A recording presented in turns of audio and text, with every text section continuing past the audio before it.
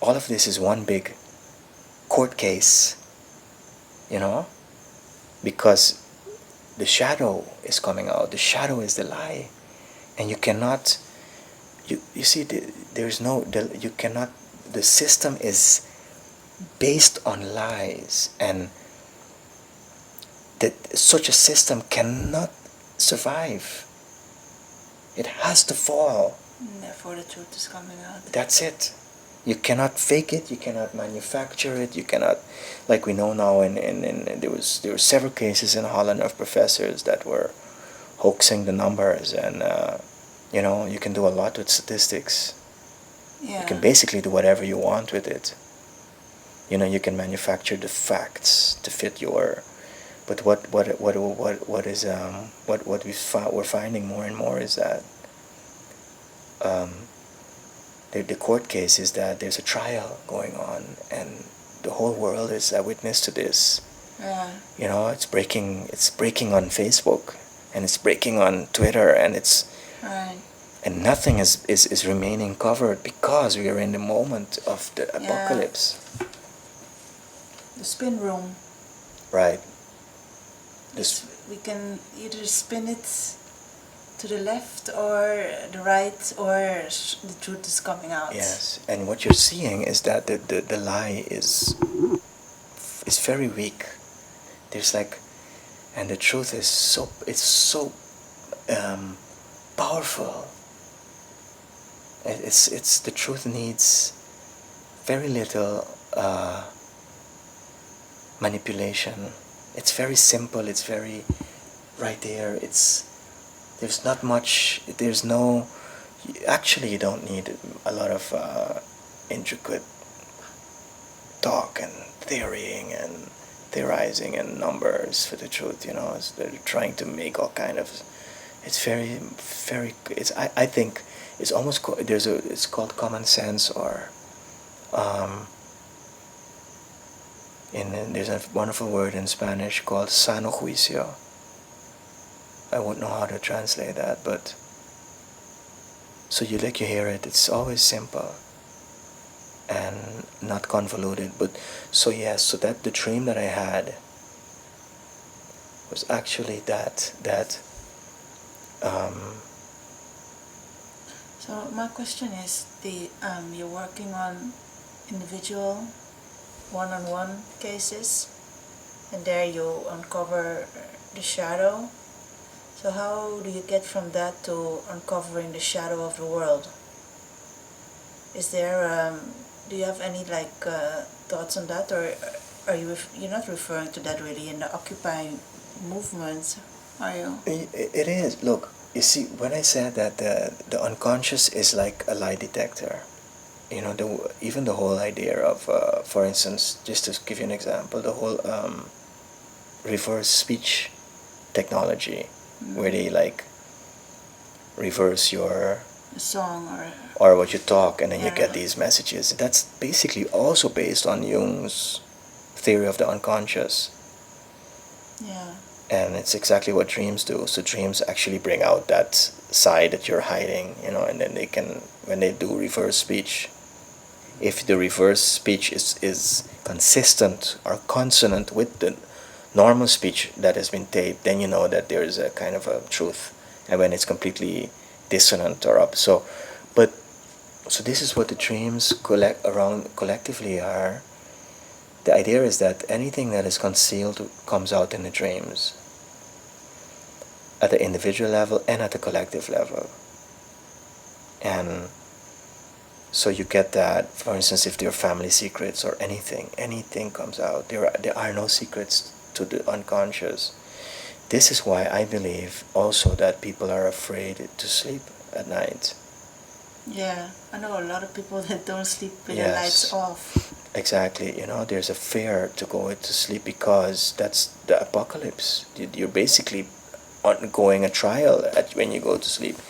You see, I got onto this idea of the court case that is going on in the world now, which is like what is called the Day of Judgment, because I would find individuals, people that would go to sleep and then they would be standing in a trial. Yeah. Yeah. And the trial was like this: if you stand for if you accept the shadow, if you accept the uncovering and take it to correct yourself, then basically it's survivable. But then in this guy's dreams, that running away from that would create a much bigger problem. Not addressing the shadow. Right. So I think that's like the message for individuals and groups, nations who are is that if you were to like take it, take the feedback, take the shadow, take your punishment, as it were, to and correct, then it will be much Yeah. easier than to keep running from the shadow, because then the shadow becomes like in the dreams ever more a kind of a monster, a big storm. Is like what we find in talking about the unconscious of the world. Mm. What we find is that there's a huge storm forming around the world, like a big storm event, because the storm represents the shadow. So the more we hide it, the bigger it gets, till it, as it were, would destroy us. Yeah. So this is not like, it's good to say maybe that the day of judgment is not like some judge out there. We are doing this to ourselves. Yeah, and I also think that it's a so big, the shadow, and working with it. It's like, so I've seen a couple of times on the Facebook. Yeah, I had a dream and I touched my shadow and I'm good now. It doesn't work like that. It's just like life. It just evolves and it goes on and on and on, because it's a life thing. Exactly. It's a every day. It's a you got to you I live. guess the more you work on it, Yeah. the more will come out too. Exactly. And it eventually becomes your best friend, the shadow, because it's the opposite in you. And then it's actually that the dreams show it as a marriage, and you walk around with your wife or husband, and that's wholeness. And most people like are walking around alone, and then in some dungeon in the back, in some basement, there's this shadow which has become like a monster, and that at every moment is threatening them, and then it comes out in symptoms or in accidents or in problems, because they're constantly trying to run away from it. That's on an individual level. Yeah, but I guess if you can see it on an individual basis, you can see it all around you. Yes. At school, in families. Exactly, and also at the level of the whole world, in which, so the shadow has to come out now, and we need all these truth movements, and it's actually this happening, and we need to actually embrace this. And the idea would be that it's not going to be nice, because you're going to be confronted with things that you have concealed and put away, and hopefully hoping that it would never come out. But if we were to really understand this and accept it, accept that shadow, accept the truth to come out, what has been concealed, and own it, that would take us to a whole new level, while repressing that away. This is why I am like such an activist against psychotropics, because it is one of the main ways now that the shadow over the whole world of individuals is being repressed. And people that know about the shadow and Jungian psychology wouldn't really know what I'm talking about. I think never before you could orchestrate such a collective repression as now, in terms of these drugs. Why do you call it repression?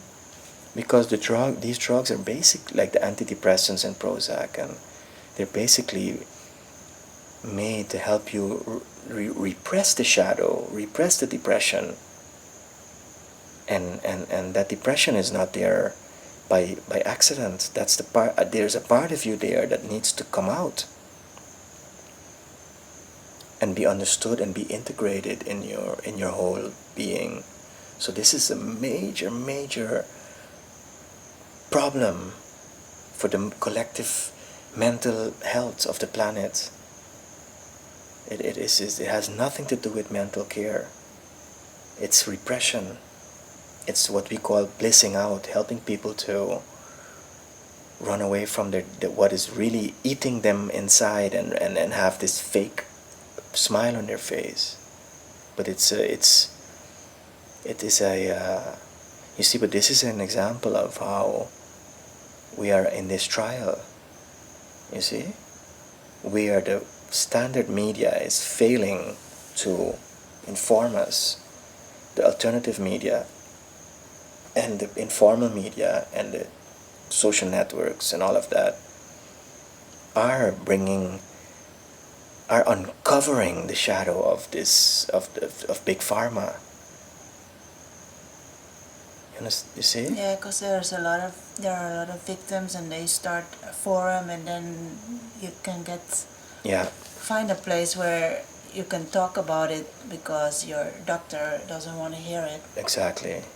And the doctor is in him or herself connected to big pharma, and there has never been any kind of a transparency in that area, and patient rights is zilch. And then you have but it is coming out, it's coming out, and the people are the judge, and the people are now themselves creating this transparency. And like where you have ministers or of health themselves are major importers or selling medicine and drugs, while you see all of this, the conflicts of interest, the corruption, it's all based on the lie, and thus the concealing of the truth, and all of this is coming out. And this is not a game, this is not a joke. What is coming out on Facebook and in the alternative media and in the internet and YouTube, even though they're trying to restrict YouTube, is the unconscious, the truth. People are realizing that it's all based on corruption and conflicts of interest. And this is coming out. This is a very serious thing. The people involved, the people don't even know, don't understand that this is going to culminate in this is a trial. Yeah, I think what is coming out after we will get through all of this, or in the process of getting through it, is that there will be a great empowerment of people, individual, because basically people feel very much disempowered. Exactly. They have no say. They don't feel they can contribute in any way in the democratic system, or not even in your own mental or medical health. You're just exactly. like, oh no, the doctor tells me what to do, and now it's becoming like, no, I can also think along. Yes, and the doctor tells me what to do, and now I'm finding out that the doctor is in bed with big pharma. Yeah. And the doctor feels that it's not my business to know that. And so I call it the transition to, if you wish, a consumer-driven system where the patient has the rights for complete transparency and complete disclosure. And you see, and this is what I'm trying to do, is to bring this in a big framework where people realize that it's not there's no way you can get away with the lie.